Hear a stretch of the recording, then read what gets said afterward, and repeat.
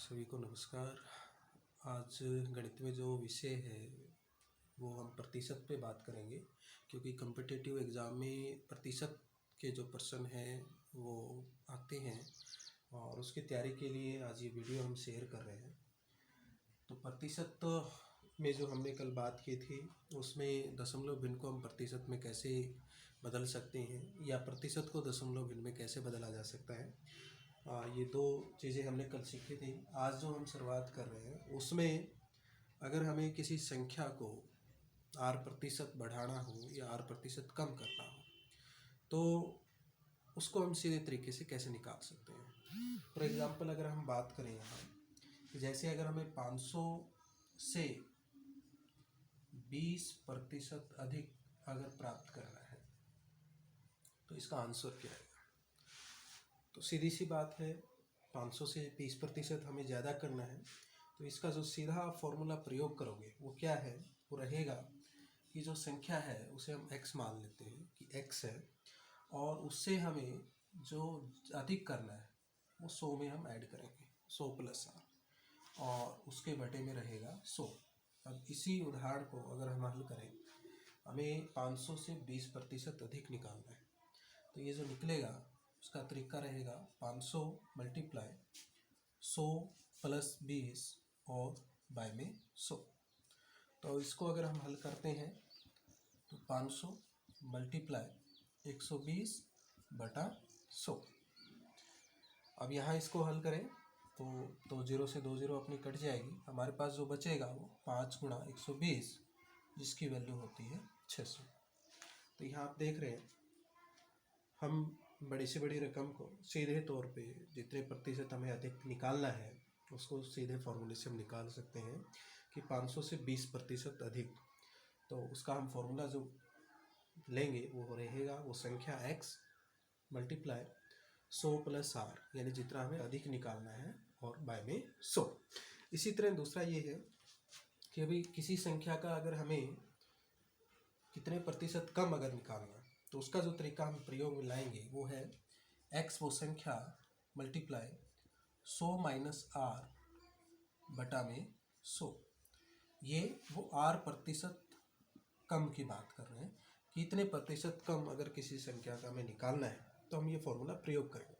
अगर इसी सवाल को अब इस फॉर्मूले से हल करें कि हमें 500 से 20% कम की हमें वैल्यू निकालनी है, तो अगर इसको हल करते हैं तो यहाँ जो रकम आएगी वो होगी 500 × 100 - 20 और बटा में 100, यानी कि 500 × 80 और बटा में 100। 2 0 से 2 0 कटी और ये वैल्यू आ गई 400। यानी हम दोनों चीज़ें निकाल सकते हैं इस चीज़ से कि भी किसी संख्या से 20% अधिक कितना होगा, उसके लिए हम वो संख्या गुणा में 100 + r बटा 100, और उसी संख्या का अगर मान लो हमें r% कम निकालना है, जैसे यहाँ में 20% कम निकालना था तो वो 500 × 100 - r, उसका r हम कर देंगे। इसी तौर पे जो आज का तीसरा फॉर्मूला है जो हमें प्रयोग में लेके आना है वो ये है कि अगर मान लो किसी वस्तु के भाव r% बढ़ जाए, कोई वस्तु है हम उसे खरीद रहे हैं और उसके अगर भाव बढ़ जाए तो हमें अपने उपभोग में कितने प्रतिशत की कमी लेके आनी पड़े कि हमारा खर्चा उतना ही रहे। इसके लिए जो प्रतिशत कमी हमें करनी है उसका जो फॉर्मूला हमें प्रयोग में लेके आना है वो जो रहेगा उसका प्रयोग हम करेंगे वो रहेगा r, यानी जितने प्रतिशत का भी बढ़ोतरी हुई और बटा में 100 + r और मल्टीप्लाई बाय 100। तो ये प्रतिशत कमी का फॉर्मूला रहेगा। तो इसी तरह अगर इसका मैं एग्जांपल आपको दूं कि जैसे मान लें कि भी राकेश के पास संदीप से 25% धन अधिक है। राकेश के पास संदीप से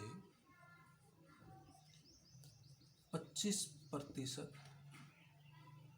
धन अधिक है।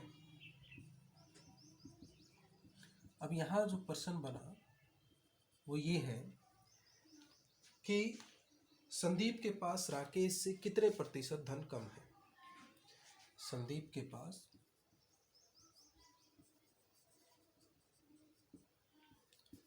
राकेश से कितने प्रतिशत धन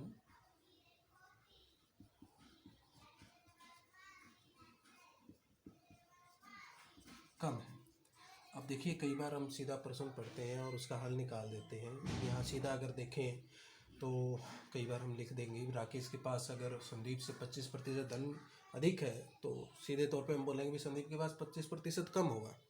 लेकिन अब सही तरीके से अगर इसको हल करें तो कितने प्रतिशत कमी की बात कर रहे हैं, तो आर यानी जो अधिक की बात हुई थी, कितने प्रतिशत अधिक है उसके पास 25 बटा में 100 प्लस 25 और गुणा में कितना 100, यानी 25 बटा 125 और गुणा में कितना हुआ 100।